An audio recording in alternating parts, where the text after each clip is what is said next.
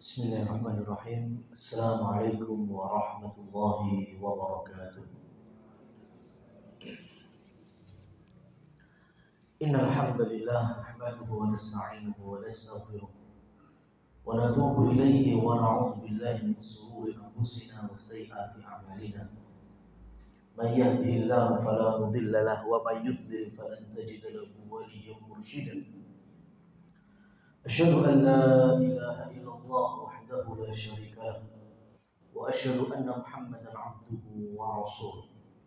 Allahumma shalli wa sallim ala nabiyyina Muhammad amma ba'd. Rekan-rekan sekalian yang dirahmati Allah Subhanahu wa taala, alhamdulillah kita kembali berkumpul bermajelis pada pagi hari ini yang mana insyaallah berangkat dari hadis beliau, diriwayatkan oleh banyak sekali para ahli hadis dan perawi-perawinya. Dan hadis ini juga tidak sekali dua kali kami sampaikan, di mana Rasulullah SAW bersabda, la tattabi'anna sunana man kana qablakum shibran bi shibrin wa dhira'an bi dhira'in hatta law dakhalu juhra dhabbin la dakhaltumuhu faqalu al-yahud wan nasara faqala faman. Ketika Rasulullah SAW sangat jelas sekali menyampaikan di hadapan para sahabat, yaitu kalian umatnya pasti akan mengikuti metode beragama dan berkehidupan umat sebelum kalian. Selangkah demi selangkah, sejengkal demi sejengkal. Bahkan kalau mereka memasuki lubang biawak padang pasir sekalipun, kalian pasti akan mengikutinya. Maka para sahabat bertanya, siapa yang dimaksud umat tersebut? Al-Yahud wan Nasara. Apakah Yahudi dan Nasrani? Kata Rasul, siapa lagi kalau bukan mereka? Rekan-rekan sekalian yang dirahmati Allah Subhanahu wa taala,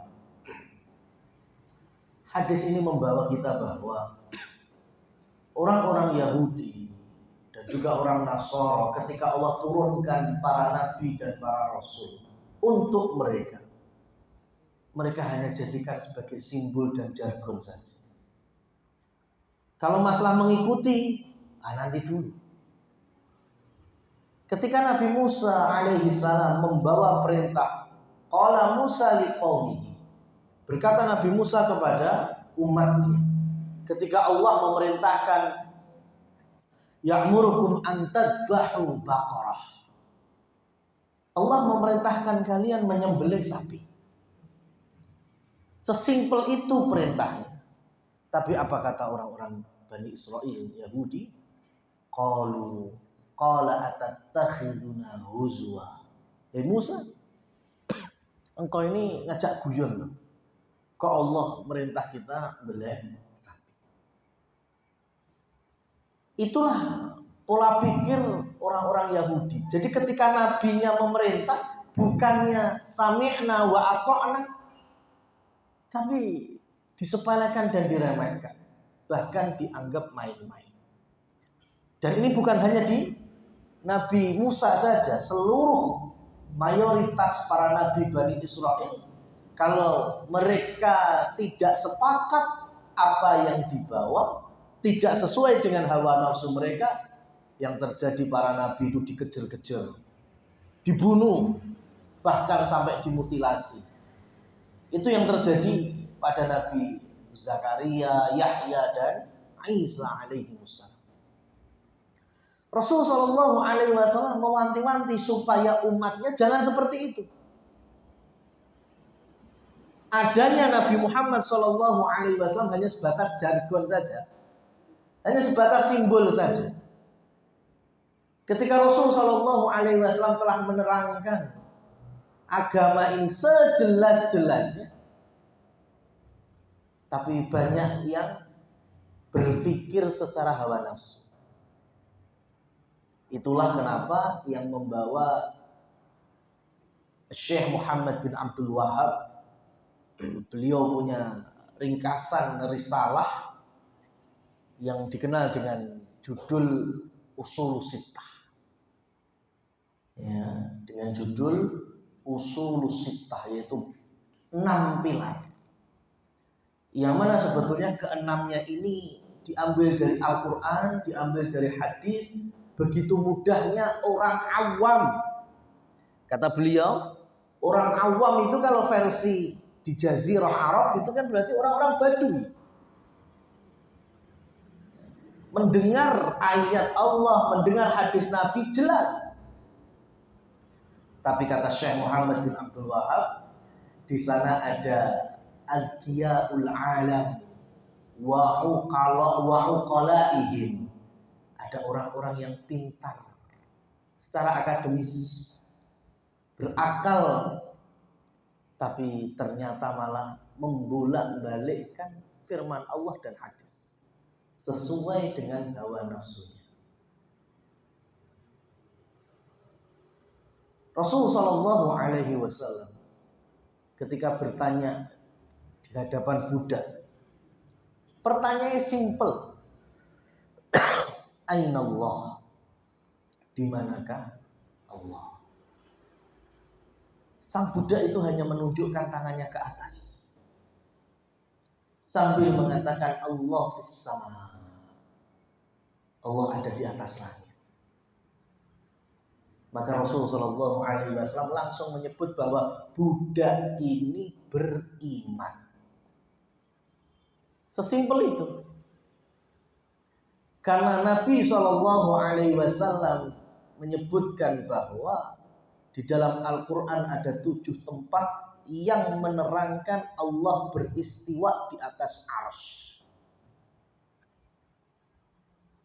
Orang Badui, orang awamnya Badui paham, jelas ya.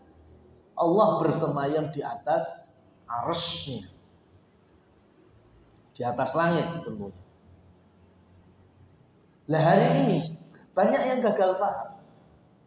Apakah dari orang-orang yang awamnya? Enggak. Bahkan orang-orang yang bergelut di dunia akademis.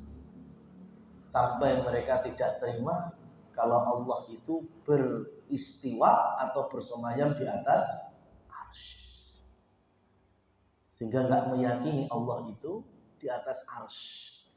Bahkan dengan narasi Allah kalau berada di atas arsy berarti Allah butuh tempat. Padahal kita nggak mengatakan Allah butuh tempat.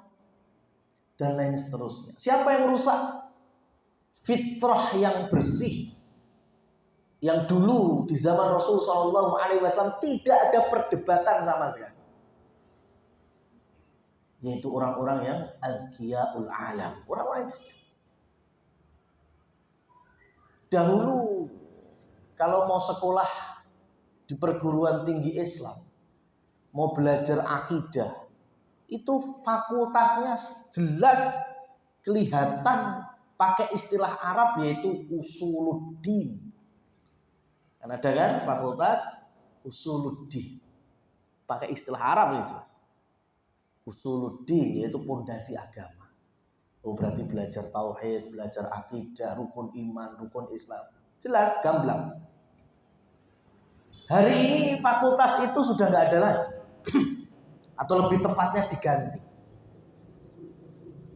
Ya, dan gantinya ternyata malah merusak cita rasa dari ilmu itu. Hari ini fakultas usuluddin biasa dikenal dengan istilah fakultas filsafat Islam. Gak gantung. Filsafat konsepnya apa? Akal. Padahal kalau kita bicara usuluddin, akidah, gak cukup di akal, tapi di hati. Emang ada konsep filsafat sampai hati? Gak ada, mentok cuma di akal, logika. Masuk akal diterima, gak masuk akal, gimana caranya? Mereka narasikan.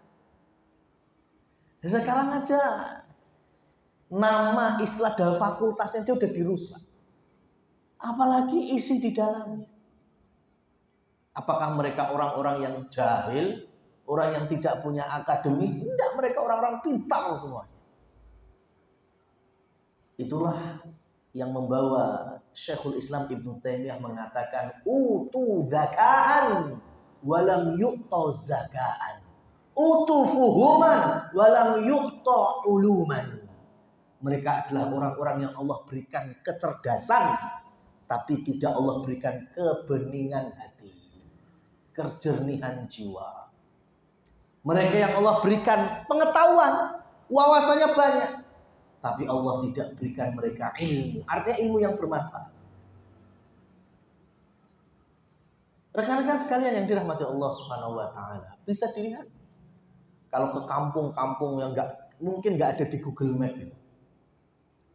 Ya, mereka nggak tahu dunia luar. Mereka hanya berkehidupan secara adat dan fitrah yang masih tidak terkontaminasi. Coba sampean datang ketemu dengan mereka, mungkin di antara mereka ada yang butuh duit, butuh diutangi, ya. Kemudian sampean bilang, ya saya ada duit, butuh berapa? 1 juta? Oke, 1 juta. Tapi kemudian sampean bilang, lek balik ini ojo kur sak yuto 400 lah. Ya, orang-orang kampung itu mereka nggak tahu dalil, mereka belum pernah mendengar ayat ataupun hadis, tapi fitrah mereka membawa, lho kok ngono, kuwi ngono jenenge kuwi ora ngutangi, tapi manane duit. Itu orang kampung. Ya, fitrah mereka masih jelas, masih sehat, belum terkontaminasi. Beda dengan hari ini, ketika orang-orang yang belajar di akademisi itu, bahkan kemudian ayat-ayat riba ya dinarasikan, tidak apa-apa, yang penting bunga kalau masih di bawah 40% gak apa-apa lah, ya kan, masih belum haram, belum riba. Dari mana datangnya? Itu merusak malah, bukan seperti orang kampung tadi, karena udah terkontaminasi. Allah berikan kecerdasan, tapi Allah hilangkan, Allah cabut itu kebeningan jiwanya, kelurusan hatinya. Nah ini beliau menyebutkan 6 pondasi. Yang pertama terkait dengan kalimat tauhid, dan yang kedua tauhidul kalimah. Yang pertama, kalau orang Arab tinggal dibulak-balik aja istilah ini. Yang pertama adalah kalimat tauhid, yaitu la ilaha illallah, ya, atau syahadat kita, asyhadu an la ilaha illallah wa asyhadu anna muhammadar rasulullah, dengan komitmen dan konsekuensinya. Apa? Kalau kita sudah meyakini Allah adalah ilah satu-satunya, tidak ada selain Allah Subhanahu wa taala yang mampu membawa manfaat dan madarat, maka konsekuensi yang kedua, kita harus meyakini bahwa di balik itu pasti ada dosa besar. Lawan dari tauhid apa? Syirik. Ini nggak bisa dipisah, tauhid sama syirik nggak bisa dipisah. Kalau kita bicara tauhid, pasti dalam waktu yang sama kita juga harus mengenalkan kesyirikan. Hari ini banyak gagal paham. Sudah tidak apa-apa, sampaikan ke umat masalah tauhid. Kenalkan Allah yang menghidupkan, mematikan, memberikan rezeki dan lain seterusnya. Makanya sholat untuk Allah, puasa untuk Allah. Tapi ketika mengenalkan kesyirikan, meyakini ada sosok-sosok lain yang juga membawa keberkahan, seperti halnya beribadah di kuburan orang-orang soleh, menyebut dan meminta pertolongan kepada Syekh Abdul Qadir Al-Jilani, ini bagian dari dosa besar yang mengarah kepada kesyirikan. Jangan disampaikan, ya, jangan disampaikan. itu bisa memecah belah umat. Padahal yang bikin terpecahnya umat apa? Kesyirikan. Tauhid, namanya tauhid itu kan mempersatukan. Makanya ketika kita memahami kalimat tauhid, kita akan mengarah kepada tauhidul kalimah. Persatuan di atas kalimat tauhid itu. Jadi bersatu itu bukan sepenting kumpul dengan latar belakang yang macam-macam. Ya, saya meyakini Allah di atas arsy. Sampean masih seneng ya kataman di kuburan, enggak apa-apa, yang penting kumpul. Enggak bisa. Karena ini yang satu hak, yang satu batin. Dan Rasul Shallallahu Alaihi Wasallam marah ketika kapan? Ketika beberapa sahabat yang baru masuk Islam terkena virus kemusyrikan. Tepatnya ketika berangkat ke perang Hunain. Sahabat yang baru masuk Islam di Makkah, usia Islamnya ada yang sepekan, 2 pekan. Artinya ilmunya juga masih seumur itu. Maka ketika jalan mau jihad perang Hunain, mereka melihat ada pohon. Orang-orang daerah situ menyebutnya Dzatu Anwat. Orang-orang itu menaruh senjatanya, pedang, tombak, panah di pohon itu. Kemudian mereka duduk di bawahnya. Mereka kadang mengitari pohon itu dengan keyakinan kalau senjata mereka sudah ditaruh di pohon itu, kalau perang pasti menang. Melihat adanya tempat seperti itu, maka sahabat-sahabat Nabi yang baru masuk Islam datang kepada beliau Shallallahu Alaihi Wasallam dan mengatakan, wahai Rasul, ij'al lana dzata anwat kama lahum dzatu anwat.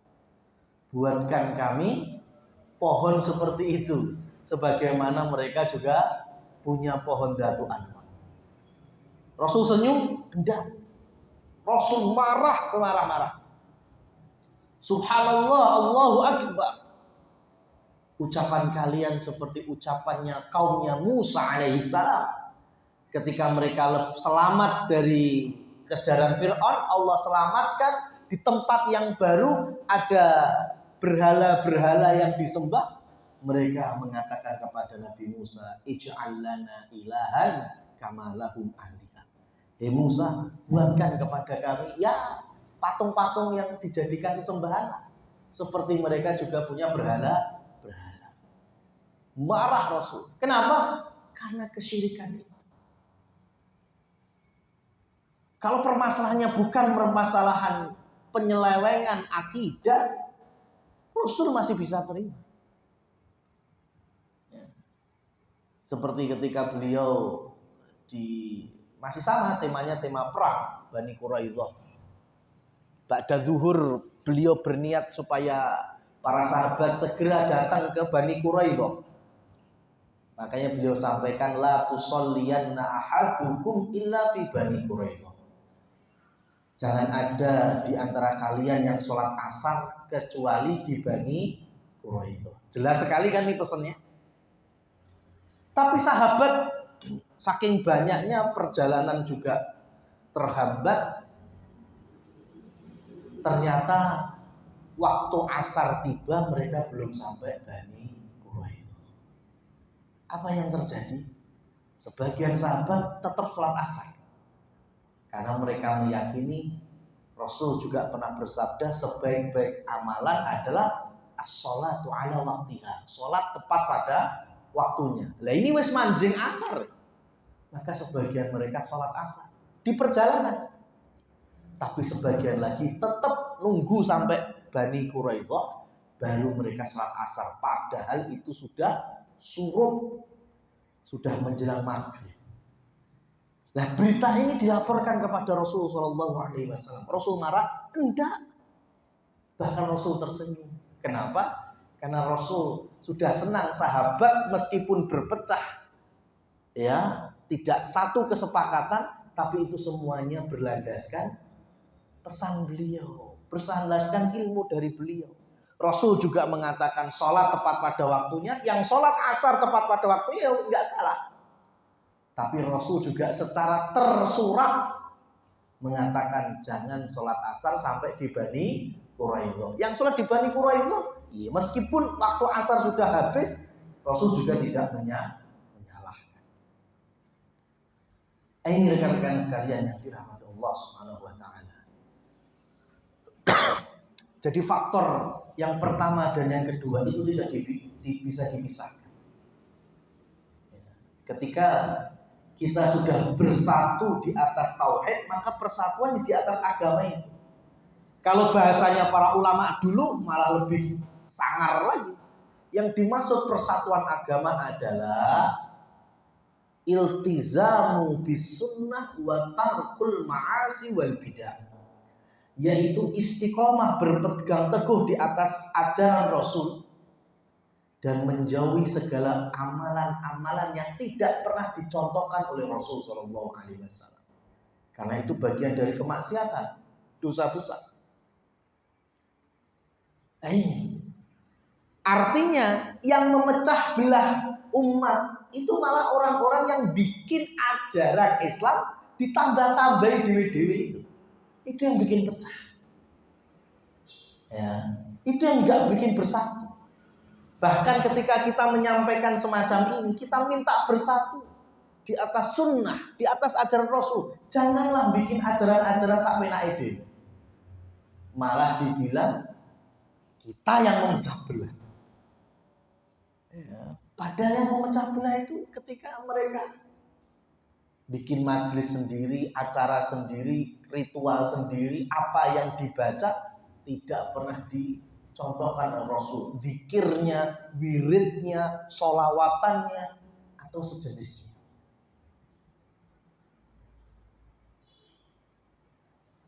Abdullah bin Mas'ud radhiyallahu anhu, sahabat yang usianya cukup panjang. Karena pernah mengalami haji bersama Rasul Sallallahu Alaihi Wasallam, yaitu haji wada. Dan kita telah sampaikan juga di majelis kita ini bahwa selama haji Rasul di Arafah dan di Mina, beliau pasti mengqashar sholat yang jumlahnya 4 jadi 2. Jadi zuhur ya 2 rakaat, asar 2 rakaat, isya juga 2 rakaat. Itu Abdullah bin Mas'ud tahu. Oh berarti seperti ini manasik hajinya Rasul ketika di hari Arafah dan ketika di Mina. Rasul wafat Sallallahu Alaihi Wasallam diganti Abu Bakar. Gak ada perubahan. Kemudian Abu Bakar wafat diganti Umar bin Khattab. Juga nggak ada perubahan. Sampai kepemimpinan setelahnya yaitu Utsman bin Affan radhiyallahu anhu. Dan di zaman Utsman bin Affan kaum muslimin semakin banyak. Karena Romawi sudah takluk, Persia sudah takluk. Ya, bahkan sudah mulai dikenal oleh orang-orang Spanyol, Eropa sudah mulai masuk. Bayangkan, kaum muslimin yang datang dari penjuru jauh, dari Jazirah Arab. Dan di waktu musim haji, mereka pun juga datang untuk haji. Dan Utsman tidak tahu mereka ini sudah cukup ilmu atau tidak. Maka beliau berijtihad, beliau tidak pernah mengqashar salat selama di Mina dan di Arafah. Jadi ketika beliau memimpin haji, karena beliau juga pemimpin kaum muslimin, ketemu waktu zuhur sholat berapa rakaat? Ya 4 rakaat. Asar, isya, ya 4 rakaat. Pertanyaannya, Abdullah bin Mas'ud terima apa enggak? Enggak terima. Enggak sepakat. Kenapa? Karena Rasul sudah mencontohkan diqashar. Maka Abdullah bin Mas'ud bertanya, kenapa engkau tetap sholat seperti biasa, tidak mengqashar? Padahal dulu Nabi mengqashar, Abu Bakar mengqashar, Umar mengqashar. Kata Utsman bin Affan, Engkau lihat sendiri kaum muslimin datang dari penjuru manapun itu. Dan saya nggak tahu mereka udah cukup ilmu atau tidak.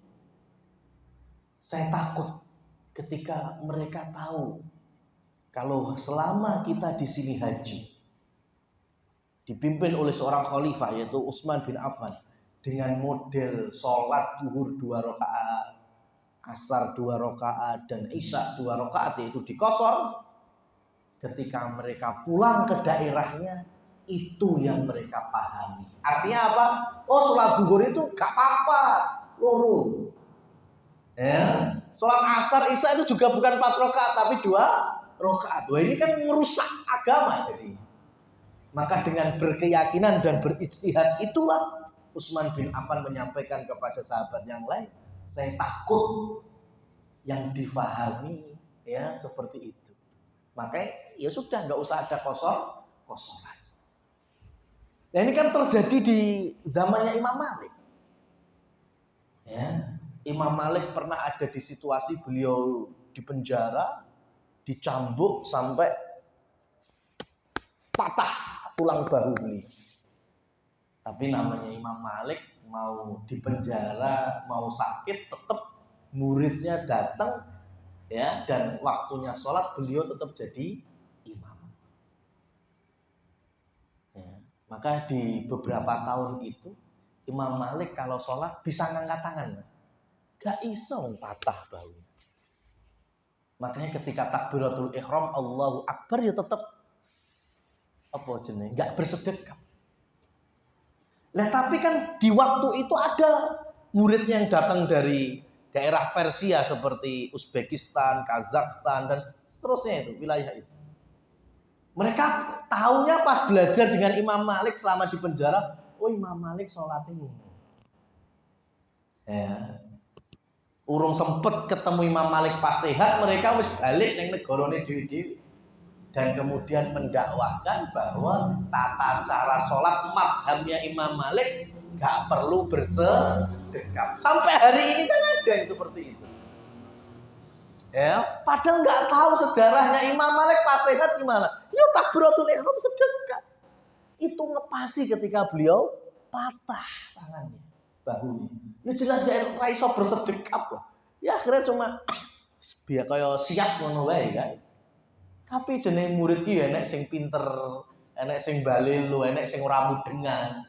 Nah ini balik ke kampungnya dalam kondisi melihat ya seperti itu sholatnya Imam Malik. Sampai hari ini kan ada sebagian yang bermadhab Imam Malik nggak bersedekap. Padahal itu kedustaan atas Imam Malik. Imam Malik tetap bersedekap dalam fikih sholatnya. Cuma di tahun-tahun itu yang nggak bisa karena apa? Sakit. Itu yang ditakutkan oleh Utsman bin Affan radhiyallahu anhu. Makanya tetap nggak usah dikosong. Bahaya, tahunnya sholatnya jadi berubah. Abdullah ibnu Mas'ud setuju dengan ini? Enggak setuju tetap. Karena beliau meyakini Rasul yaitu yang benar kan. Tapi Abdullah ibnu Mas'ud tetap bermakmuman di belakang Khalifah Utsman bin Affan selama haji. Dan ketika sholat zuhur, asar, dan isya tetap ikut Utsman sholatnya berapa? 4 rakaat. Ketika ditanya oleh yang lainnya, wahai Abdullah bin Mas'ud, jari ini awakmu ki gak setuju. Loh, tapi kok tetap sholat makmuman 4 rakaat? Apa jawaban beliau? Ikhtilafu syarrun. Perpecahan itu buruk. Itu jawaban beliau. Beliau nggak marah. Ya memang saya tetap nggak setuju. Ijtihadnya Utsman tetap tidak saya sepakati. Tapi beliau pemimpin. Dan Rasul juga bersabda, alaikum bisunnati wa sunnatil khulafa'ir rasyidin. Wajib untuk kalian mengikuti ajaranku dan ajaran khulafa'ur rasyidin. Utsman bin Affan bagian dari khulafa'ur rasyidin. Ini contoh dari Abdullah ibnu Mas'ud yang mengepentingkan persatuan. Meskipun beliau tidak sepakat ijtihadnya Utsman bin Affan. Beliau nggak marah, beliau tetap bersatu di tengah kaum muslimin dan tidak bikin masa baru, alah wis gak usah sholat mbek khalifah we, mbek aku we, kosor tak imami dhewe. Biyen Nabi yo kosor masalahnya. Enggak seperti itu. Beda kasusnya ketika Abdullah ibnu Mas'ud melihat ada sebagian kaum muslimin saat itu di salah satu masjid di luar Madinah. Mereka zikir bareng-bareng, kemudian menghitung zikir mereka dengan kerikil-kerikil. Jadi ketika mereka sudah baca subhanallah, kerikilnya dijatuhkan satu, klutek.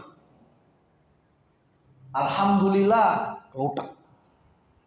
Allahu Akbar, klutek. Abdullah ibnu Mas'ud melihat kejadian itu, langsung emosi, marah. Beliau awali dengan, apa yang kalian perbuat? Bajunya Rasul Shallallahu Alaihi Wasallam belum pada usang, mangkok Nabi, periuk Nabi belum pada pecah. Artinya apa? Rasul baru saja wafat, belum lama Rasul meninggalkan kita. Lah kok sampean wis gawe ajaran baru? Rasul pernah ngajari zikir dihitungi kerikil mak kutek gitu. Marah Abdullah bin Mas'ud. Dan orang-orang saat itu mereka menjawab, wahai Abdullah bin Mas'ud, kita tidak ingin kecuali hanya kebaikan. Niat kita apik, ini kan ibadah. Ya, niat kamu. Masa zikir niatnya buruk kan nggak bakal ada. Orang kalau zikir ingat Allah mesti niatnya ibadah. Tapi Abdullah bin Mas'ud kemudian menambahi jawabannya, wa kam min muridin lil khairi lan yusibah. Betapa banyak orang yang meniatkan kebaikan tapi dia tidak mendapatkan pahala kebaikan itu. Bahkan dapatnya dosa. Memang susah Rasul ngajari zikir subhanallah pakai kerikil klutek gitu. Ya, enggak. Tapi kenapa Rasul tidak pernah mengajarkan? Karena itu bukan dari Islam. Sudah cukup Rasul mengajarkan subhanallah, alhamdulillah, Allahu Akbar. Ya, engkau hitung dengan jari kalian sudah. Ya, marah Abdullah bin Mas'ud, padahal temanya kan sama. Adanya sesuatu yang menyelisihi Nabi Shallallahu Alaihi Wasallam. Ketika Utsman bin Affan, Abdullah bin Mas'ud gak marah. Ya, kenapa? Karena itu bagian dari Khulafaur Rasyidin. Tapi melihat sebagian orang yang berzikir bareng-bareng kur dan menghitungnya dengan kerikil, Abdullah bin Mas'ud marah. Karena ini yang membuat perpecahan di kaum muslim. Daripada kalian menghitung seperti itu zikirnya, mending kalian menghitung kesalahan-kesalahan kalian. Itu lebih bermanfaat. Abdullah bin Mas'ud. Nah, ini rekan-rekan sekalian yang dirahmati Allah Subhanahu wa taala. Poin yang pertama dan yang kedua, pilarnya yaitu konsekuen dengan tauhid dan bersatu di atas tauhid dan sunnah Rasul sallallahu alaihi wasallam. Adapun yang ketiga sebagai penyempurna lagi, Syekh Muhammad bin Abdul Wahab menyebutkan wa min tamami al-ijtima, dan kesempurnaan persatuan kaum muslimin setelah poin 1 dan 2 ini, maka ketiganya akan tambah lagi kuat. Apa itu? Atau as-sam'u wa ta'ah li wulatil umur. Ketika kaum muslimin itu juga bersatu di atas kepemimpinan kaum muslimin. Beliau bahas bukan orang kafir, beliau bahas bukan orang musyrik, beliau bahas yang terjadi pada tubuh kaum muslimin. Di saat kaum muslimin mereka ridho dengan kepemimpinan penguasanya, kalaupun hak mereka belum dipenuhi mereka sabar, kalaupun mereka dizalimi juga sabar, tidak kemudian memberontak. Maka ini bagian dari pemahaman Ahlus Sunnah wal Jamaah. Poin ini lebih banyak nggak setuju lagi. Banyak lagi yang menentang. Lihat-lihat dulu pemimpinnya kayak apa. Ya, mosok pemimpin dolim harus ditaati. Nah ini ada seorang ulama Yordan yang belum lama ini meninggal. Ya, kurang lebih sepekan sebelum meninggal beliau masih kajian di salah satu stasiun TV live. Kemudian pada sesi tanya jawab temanya yaitu taat kepada penguasa muslim. Ada penanya, loh bagaimana kalau penguasa muslim kita zalim dan seterusnya dan seterusnya dan seterusnya. Ya, masa harus ditaati? Beliau kemudian menjawab dengan hadis Rasul Shallallahu Alaihi Wasallam yang dikenal dengan hadis Ubadah bin Samit. Ini juga untuk menjawab siapa saja yang hari ini juga berstatement lihat-lihat dulu pemimpinnya zalim masa harus kita tetap taat. Rasul menyampaikan akan datang di zaman, akan datang suatu masa yang kepemimpinan itu diambil orang-orang yang berfisik manusia, berwajah manusia, tapi berhati iblis. Ya, nanti kira-kira kalau berhati iblis ada adilnya, Mas? Enggak bakal ada. Dia akan memimpin jauh dari petunjukku. Rasul terang sekali loh nih, memimpin jauh dari petunjuk. Berarti kira-kira, sudah gak melihat agama, hawa nafsu semuanya. Ya, bayangkan, sudah cukup lah. Berwajah manusia, berhati iblis. Itu kata Rasul. Apa yang terjadi? Fayu khodumalu wa dzuriba unuku. Kalian akan diambil harta-hartanya. Dirampas harta kalian, bahkan punggung-punggung kalian bakal dipukul, dicambuk. Rasul sudah gambarkan seperti itu. Tapi Rasul kemudian berpesan dalam kondisi dan suatu situasi seperti itu, apa yang harus kalian akan lakukan? Tasma wa tuti. Kalian tetap harus mendengar dan mentaati mereka. Artinya apa? Sabar. Kurang ngeri apa lagi pemimpin yang seperti ini? Ya, itu yang terjadi dari kalangan salafus soleh itu. Ya. Sekarang pengen doanya negara makmur. Ya. Negara makmur, negara dapat rahmat barokah. Tapi di di sisi yang sama menelanjangi pemerintahnya, menghina pemerintahnya, ya, melecehkan pemerintahnya. Ketika muslimin di beberapa penjuru dizalimi, berdoa supaya Allah berikan keselamatan untuk mereka. Kalaupun harus ditegakkan jihad, maka mohon kepada Allah untuk dipenangkan. Lalu jihad syaratnya, fikihnya harus berada di bawah dan di belakang pemimpin yang sah. Lah ini pemimpin yang sahnya ditelanjang. Kira-kira doanya kabul apa enggak? Ya. Ini yang menjadi renungan hari ini. Semakin banyak orang yang bermudah-mudahan dalam menghina penguasa muslim. Yang para ulama dulu pesannya, mereka adalah mir'atukum. Pemimpin kalian adalah cermin kalian. Ini kalau kita ngoco sing muncul wajah sampean apa wajah wong liya, Mas? Ya, wajah kita sendiri. Gak mungkin kita ngoco muncul wajah yang lain. Pemimpin adalah cerminan kita. Ya, kita berdoa pemimpin-pemimpin yang adil, pemimpin-pemimpin yang Masya Allah. Lalu kitanya modelnya seperti apa? Kata Imam Ahmad, Kaifa takunu yuwalla alaikum. Kalian dalam kondisi seperti apa, disitulah Allah memberikan pemimpinnya. Ketika kita aja juga nggak bisa adil, ya kan? Kita juga masih terlalu banyak kezaliman yang kita jalankan.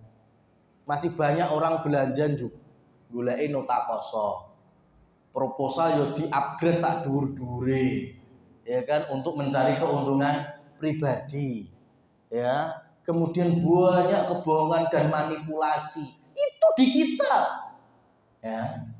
Jadi kemudian kalau Allah berikan pemimpin yang seperti itu, ya wes, kesalahannya bukan dia pemimpinnya itu dulu, tapi karena kitanya terlalu banyak kezaliman. Nabi Musa alaihissalam kurang soleh apa? Nabi Rasul, tapi umatnya dua blek dablek Bani Israil. Ya kan? Sampai Allah rubah sebagian jadi kera, sebagian jadi babi. Pemimpinnya kurang soleh apa ya? Ya. Raja Najasyi di zaman Rasul Shallallahu Alaihi Wasallam masuk Islam dewean, satu-satunya. Sampai Rasul nanti ketika Najasyi wafat, Rasul sholat ghaib, jenazah. Rakyatnya ada dampak maslahat dari keislamannya? Enggak. Rakyatnya tetap aja Nasr, padahal pemimpinnya Muslim. Karena yang ideal bukan seperti itu. Yang ideal adalah seperti Rasul Shallallahu Alaihi Wasallam, berdakwah, mengenalkan agama ini. Di tengah umat ada yang menerima jadi sahabat. 13 tahun di Mekah belum punya apa-apa, belum punya wilayah. Ketika di Madinah, Rasul juga hijrah di sana dan orang Madinah rata-rata sudah menjadi kaum muslimin. Ya, mereka semuanya taat kepada Rasulnya. Akhirnya mereka soleh-soleh semuanya. Maka bonus Allah jadikan langsung Madinah awal pusat peradaban Islam dengan kepemimpinan siapa? Rasul Shallallahu Alaihi Wasallam. Ini yang paling ideal. Maka ketika Ali bin Abi Thalib ditanya ketika beliau menjabat khalifah yang keempat itu, kok kepemimpinanmu nggak koyo Abu Bakar ya? Kepemimpinanmu kok nggak seadil dan semakmur Umar nih? Itu ada generasi di zaman Ali yang bertanya seperti itu. Ali bin Abi Thalib menjawab dengan mudah, simple.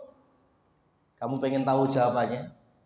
Karena di zaman Abu Bakar rakyatnya seperti Umar, rakyatnya Utsman, rakyatnya aku. Masih banyak sahabat-sahabat Nabi. Zaman Umar bin Khattab rakyatnya siapa? Ya seperti Sa'ad bin Abi Waqqas, Abdurrahman bin Auf, masih sahabat-sahabat Nabi. Ada Ali bin Abi Thalib. Nah zamanku, aku ketika memimpin rakyatku seperti siapa? Yuk kalau model-modelmu, yuk beda level, ya kan? Ini kalau bahasa mudahnya kan gitu. Ya zaman Abu Bakar memimpin karena rakyatnya masih sahabat, pada soleh semuanya. Pemimpin soleh ya wajar. Zaman Ali sudah banyak tabi'innya dibanding sahabatnya. Maka jelas ya lebih baik zaman Abu Bakar, Umar dan Utsman dibanding zamannya Ali. Hari ini pun juga sama. Dan ingat kata para ulama, perpecahan di tubuh kaum muslimin diawali dengan rakyatnya ketika menelanjangi pemimpinnya. Sekte sesat pertama di tubuh kaum muslimin adalah Khawarij. Kapan muncul?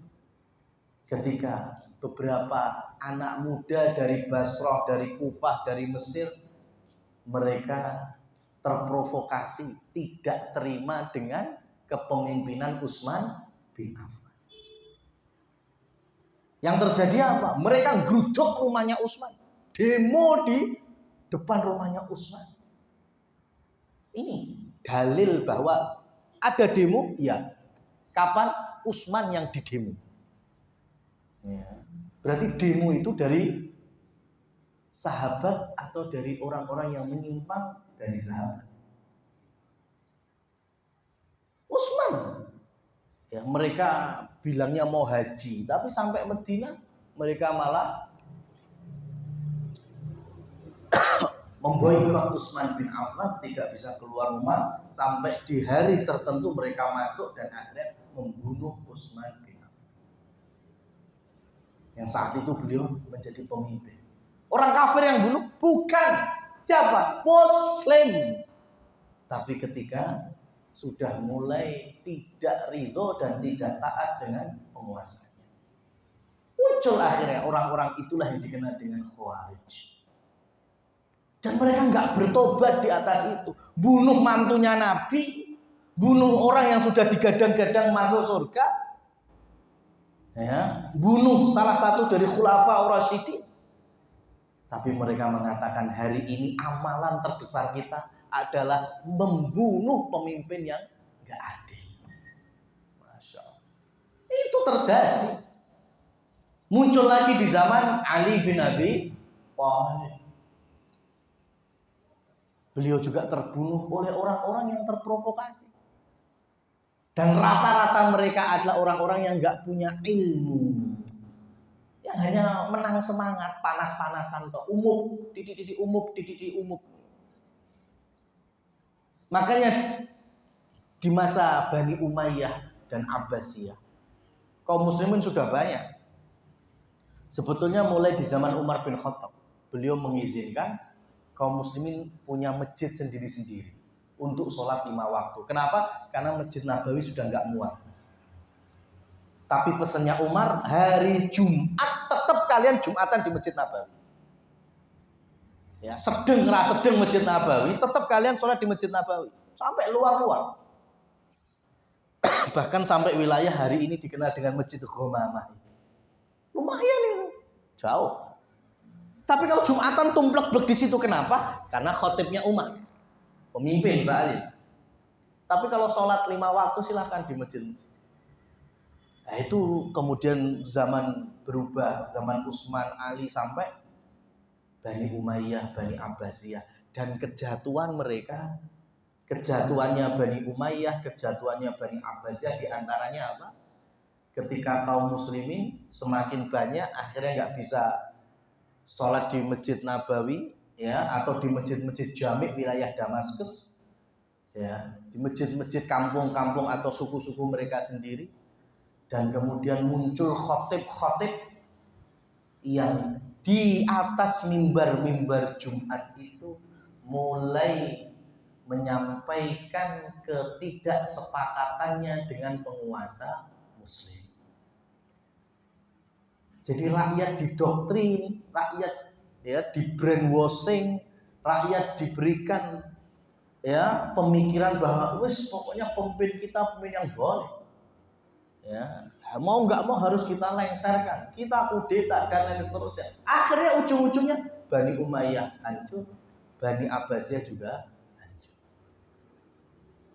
Oleh karena itu ulama-ulama yang datang sesudahnya menyebutkan bahwa as-sam'u wa ta'ah, ya, ketaatan kepada pemimpin yang sah, penguasa yang muslim.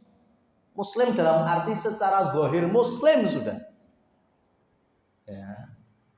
Karena dulu ada Hajjaj bin Yusuf, muslim, hafal Quran, tapi belai kaum muslimin yang lainnya, termasuk anak-anak dari sahabat. Bahkan cucu Abu Bakar dibeleh sama Hajjaj bin Yusuf. Orang muslim apa itu? Hafal Quran 30 juz. Bahkan sebelum menjadi penguasa, ketika menjadi gubernur di Taif, itu ngajar halaqah Quran. Jadi jasa beliau itu menelurkan hafid Quran di Taif. Tapi ketika menjadi pemimpin, zalim sezalim-zalim. Islam sudah pernah memiliki pemimpin seperti itu. Ya, tapi ketika Asma, Anas bin Malik, Abdullah ibnu Abbas, mereka hidup di zaman itu, mereka nggak ada yang berontak satupun. Mereka hanya berdoa kepada Allah, berikanlah petunjuk, hidayah, kesabaran. Sampai akhirnya Allah matikan Hajjaj bin Yusuf. Dan nanti Allah lahirkan Umar bin Abdul Aziz berikutnya menjadi pemimpin yang super adil. Inilah doa-doa para sahabat yang sabar di atas kezaliman pemimpin. Dan ini akhirnya dibawa sebagai apa? Syarat bagian dari karakter ahli sunnah wal jamaah, yaitu ketaatan di atas penguasa muslim. Itu bagian dari karakter ahli sunnah wal jamaah. Maka ketika ada orang yang mungkin ngajar tauhid, menyampaikan anti kesyirikan, tapi ternyata mengajak kaum muslimin untuk mengkudeta, melengsarkan pemimpin yang sah, berarti dia telah keluar dari karakter ini. Rasul Shallallahu Alaihi Wasallam menyampaikan kalau nanti kalian ya dipimpin oleh seorang abdan habasyian, budak dari Habasyah Afrika, budak jadi pemimpin. Ya, karena zaman Nabi bersabda al-a'immatu min Quraisy. Kepemimpinan tertinggi dari Quraisy. Abu Bakar, Umar, Utsman, Ali semuanya Quraisy. Bahkan nanti Imam Mahdi juga Quraisy. Kira-kira budak jadi pemimpin itu SOP-nya bener apa enggak? Ya, jalurnya bener apa enggak? Enggak mungkin bener. Itu pasti budak tersebut melengsarkan kepemimpinan yang sah. Budak maksud jalurnya kepemimpinan kan nggak mungkin. Tapi Rasul sudah mewanti-wanti. Ketika kalian dipimpin oleh seorang abdan habasyian, budak dari Afrika sekalipun, kalian tetap harus mentaati. Tentu bicara taat itu taat dalam hal apa? Kebaikan yang bukan maksiat kepada Allah dan Rasulnya, sesuatu yang mubah. Bahkan kata Imam Ibnu Qayyim al-Jauziyah mengatakan al-amrul jawaz, perkara yang secara dunianya ini boleh, mubah, tapi kok ternyata disokong dengan undang-undang dan perintah dari penguasa, maka kaum muslimin melaksanakannya berubah menjadi wajib. Kan banyak sesuatu yang undang-undang pemerintah itu nggak ada dalam Quran dan Sunnah. Ya, nikah udah gak metu sertifikat nikah barang. Ya kan, surat nikah, akte nikah nggak ada dalam Qurannya, nggak ada dalam hadisnya. Itu perkara dunia, betul. Awalnya mubah, tapi karena kemudian ada peraturan, warga negara Indonesia lek nikah ya kudu dicatatkan di KUA. Akhirnya kaum muslimin Indonesia ketika melaksanakan itu menjadi sebuah kewajiban. Ya, undang-undang aturan lalu lintas emang ada dari Al-Quran bangjo itu nggak ada. Hadis-hadis bangjo nggak ada. Semuanya adalah urusan dunia. Tapi ketika disokong menjadi undang-undang, penguasa muslim terkait dengan merah berhenti, hijau jalan, pakai helm dan seterusnya, maka muslimin menjadi wajib dalam melaksanakannya. Dan ketika mereka niatkan untuk masuk ke dalam keumuman dalil ati'ullah wa ati'ur rasul wa ulil amri minkum, maka kaum muslimin tersebut mendapatkan pahala dalam melaksanakan perintah Allah, Rasul dan juga penguasanya. Beda ceritanya kalau ya ketika diperintah yang maksiat, ya tentu kita juga tidak mau melaksanakannya. Wallahu a'lam bishawab. Demikian yang bisa kami sampaikan. Aqulu qouli hadza aqulu ma tasma'un walhamdulillahirabbil alamin. Wassalamualaikum warahmatullahi wabarakatuh.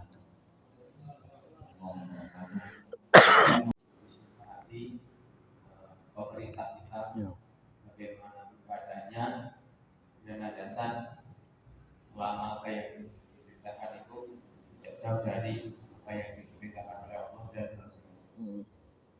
Kemudian apabila seorang pemerintah melakukan suatu kezaliman atau melenceng dari ajaran Islam, kita sebagai seorang muslim harus bersikap bagaimana.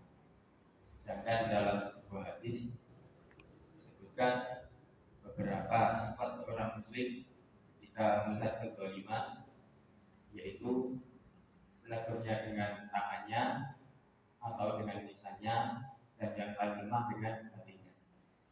Bagaimana menurut Ustaz Iqbal terkait ini?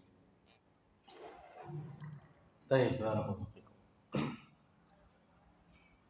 Ketika Rasul Shallallahu Alaihi Wasallam menyampaikan hadis man ra'a minkum mungkaran, ya, falyughayyirhu biyadi. Siapa di antara kalian melihat kemungkaran, maka rubahlah dengan apa? Dengan tangannya. Itu yang pertama. Ini bagi siapa? Ya, bagi setiap muslim di situasi dan kondisi tertingginya. Kita sebagai kepala keluarga, ada anak melakukan kemaksiatan, merubah pakai tangan bisa apa enggak? Bisa. Kita kepala keluarga. Kampungnya jadi kampung perjudian. Lurahe nonton. Bisa enggak merubah dengan tangannya? Bisa, karena punya kekuasaan di sana. Nah, sekarang kita ini rakyat sipil, melihat kemungkaran yang dilakukan oleh berbagai macam kalangan. Bisa merubah pakai tangan? Nggak bisa. Ya. Coba sekarang. Ya, ini kenyataan di lapangan. Kalau ada muslim dengan komunitasnya tiba-tiba ngerusak istilahnya, ada rumah pelacuran. Kita nggak bakal setuju dengan rumah pelacuran. Tapi kita siapa? Ujung-ujung langsung bongkar. Woi, nganggo bego, nganggo dibuang barang. Berita yang terjadi apa? Sebagian kaum muslim melakukan pengerusakan. Gak enak itu beritanya. Tapi kalau penguasa yang melakukan, ya kan, dengan wewenang mungkin Satpol PP mama ya. Padahal mereka mungkin ngancurkannya lebih serem lagi, Pak. Lebih serem, wongnya mungkin sampai diseret-seret. Tapi beritanya apa? Ya, pemerintah kita sedang melaksanakan penertiban. Ya apa enggak beritanya? Ya kan? Ya karena mereka yang punya kekuatan itu. Sehingga kita ketika memang nggak punya kekuatan, nggak bisa pakai tangan, pakai apa? Turun. Fabilisani. Ini yang terjadi sekarang pada kami. Ya, karena saya punya kemampuan dan punya kesempatan dengan lisan, kita bisa di atas mimbar, di atas khutbah Jumat, kajian. Ini yang kita sampaikan. Di antara yang melihat kemungkaran kaum muslimin, ketika dengan mudahnya mereka menelanjangi dan melecehkan pemimpin mereka. Ya, saya bisa dengan kekuatan tangan, siapa saya? Nggak bisa bikin undang-undang, nggak bisa tanda tangan ini dan itu. Tapi saya mampu untuk menyampaikan dengan lisan. Itu yang kami ada di level itu. Sekarang punya kekuatan juga enggak? Lisan juga nggak bisa. Maka paling tidak kita rubah kemungkaran itu dengan hati. Ya, maka sekarang sedolemnya pemimpin hari ini, apa yang kami sampaikan zamannya Hajjaj bin Yusuf itu jauh lebih zalim. Ka'bah dihancurkan, dibom Ka'bah. Emang sekarang ada presiden manapun, kepala negara pun pernah merusak Ka'bah? Ya. Itulah yang kemudian membuat salah satu cucunya Abu Bakar, yaitu anaknya Abdullah Zubair bin Awam, yaitu Ibnu Zubair, itu wafat saat itu. Ya, cucu Abu Bakar dibunuh. Hajjaj bin Yusuf zalim, betul zalim. Gak ada yang bilang Hajjaj itu tidak zalim, gak ada. Sejarah membuktikan itu. Tapi sahabat yang masih hidup saat itu, apa yang mereka lakukan? Tetap taat. patuh. Ya. Nah, sekarang gini. Ketika kita bilang bahwasanya kita taat dan patuh, seakan-akan kita nggak melakukan apa-apa. Ya, padahal diamnya kita bukan pasrah.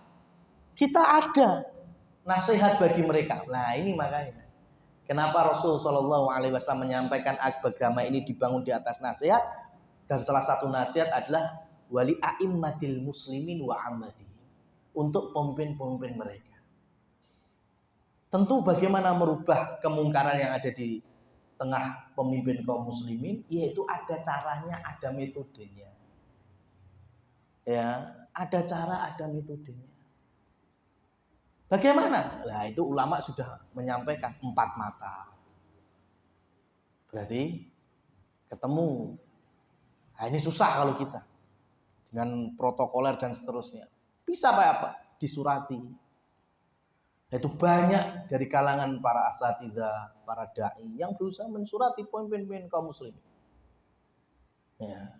Bukan kemudian ngajak masa. Sekarang gini aja lah. Di antara sampean ada yang salah, langsung saya tunjuk hidung, saya sampaikan kesalahannya di tengah-tengah rekan-rekan sekalian. Kira-kira gimana? Setuju nggak dengan sikap saya? Mesti dendam sama saya. Yakin. Ustaz ngerti aku salah, tapi ora pas kajian ngono dikono. Ya apa enggak? Apalagi pemimpin. Mereka punya kekuatan. Ya kok ditelanjangi? Ya banyak orang menyaksikan. Ya mesti gak terima lah. Itu logika kita aja bisa. Ya. Di tengah rumah tangga aja ada anak, ada istri. Kita pemimpinnya. Istri menjelekkan kita di hadapan anak-anak. Sampai ridho apa enggak? Gitu aja lah, sesimpel itu. Nah, pemimpin itu juga sama. Mereka punya kekuatan dan mereka juga punya hak. Di antaranya haknya ya kita, ketika memang mereka salah, caranya cara yang benar. Ya, sekarang dulu Salman Al-Farisi, Abu Darda itu sampai di kegelapan malam menemui Umar, menemui Utsman. Ya, di kegelapan malam artinya apa? Gimana caranya tidak banyak orang yang tahu. Ketika saya menasihati pemimpin. Nah, hari ini pokoknya orang ngeritik pakai sosmed, wah, dibilang wah, berarti ya nggak ngikuti zaman. Masalahnya tobat itu disesuaikan kondisinya. Kalau kita telah berdusta, menyebarkan hoak, ya, apalagi menelanjangi penguasa via sosmed, dan ternyata itu kesalahan, berarti kita tobatnya juga pakai via sosmed. Sampaikan lagi itu. Sebanyak orang melihat, sebanyak itu kita bertaubat. Wallahu a'lam bishawab. Cukup insyaallah. Alhamdulillah.